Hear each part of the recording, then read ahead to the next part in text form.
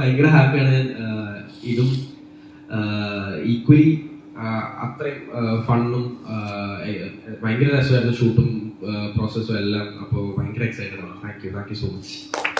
Thank you so much Mathew. So നമ്മുടെ സെറ്റില് നിങ്ങൾ എല്ലാവരും ഒരുമിച്ച് I know it would be great fun because എല്ലാവരും യങ്സ്റ്റേഴ്സ് ആണ്, ഓൾമോസ്റ്റ് സിമിലർ ഏജിലുള്ളവരാണ്.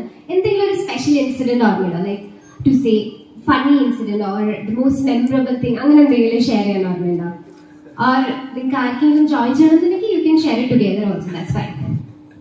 ഇല്ല, എല്ലാം ഭയങ്കര രസമായിരുന്നു.